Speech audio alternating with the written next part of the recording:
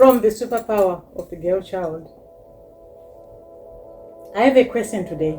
I hope I will talk to someone today. I have a question, and I think I need answers from this question. I've been doing my research for a while now, and I've realized a lot of our girls are not getting married.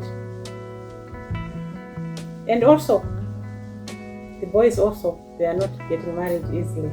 It's no longer the easy term, I love you, and then we get married. It's not happening like that. And as I was researching, I've been looking at this closely. Why are you not married? I'm asking you, why are you not married? How old are you now? And so many girls that I've met, they will say, oh, Gogo, I'm 35, and I think I'm late to get married. And someone will say, I'm almost 39, and I've not been married. And my question still remains unanswered. Why are you not married? Why are you not getting married? The simplest answers that I've received, I cannot believe them, and so I want to share with those ones with you today, especially if you are in this category from 30 to 40 and you are still single. Why are you still single? I wish you could write down on my chart and tell me why you are single. Is it a question of a deliberate move to say, I don't want to be married because of such? Yes, I would want to get those answers.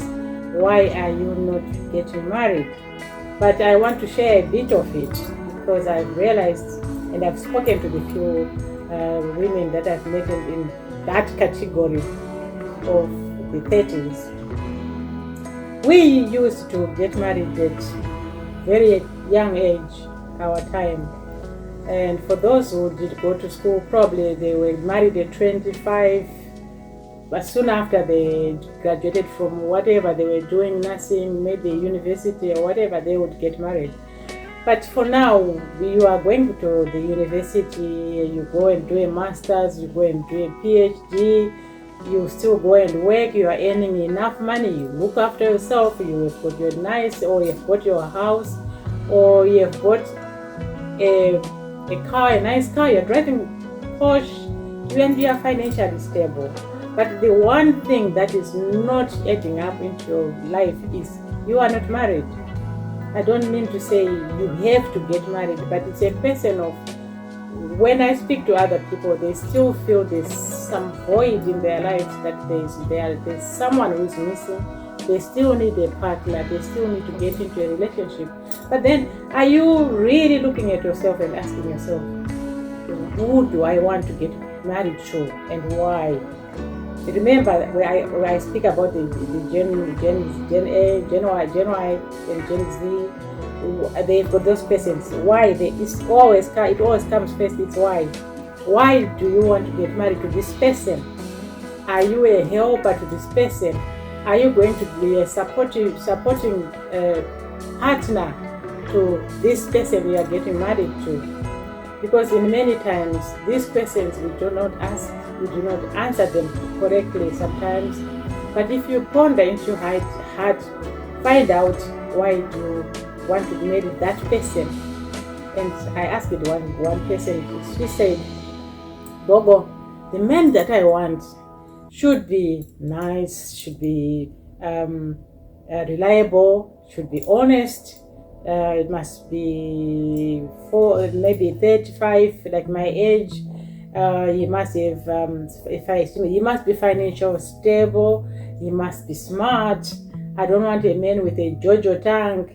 I don't want a man who is short. I don't want a man who is tall. I don't want a man who tell lies. And all those things, they come into a girl's mind, especially now. And so, definitely, that is your description of a person, of a man that you want. This is how you expect to have a man in your life who behaves in a manner that you understand yourself. But I'm now looking at you as a woman. Do you also think the man that you are trying to get will understand and work with you properly? Will you be able to accommodate this man that you are actually eyeing to have in your life? That's where the question is. Because many times I would speak of, I want a man who looks like this. I would speak of, I want a man who is financially stable. I don't want a man who is too big with a big jojo tank. I don't want a man who is too tall, too big. In all those things. But looking at myself, if I stay long without getting married, the consequences are you have been independent for a long time. Now, you actually have got your own home. Who is that person who is going to come into your life when you are already an independent person? The thing is, you are going to be the person who is going to be in charge. And this man is not going to do anything because you are in charge of your life already. So will you be submissive? Will you be there to support? Maybe submissive will be too much, but will you be there to support this person that you have met? Will you respect this man? Because respect is, as I always say, respect is earned. You have to earn respect from everyone, from yourself. Because if you do not respect yourself, no one will. The truth is, with respect, you have to earn it. So we work towards the respect. And if you are not married up to today, I want you to write your own profile. What type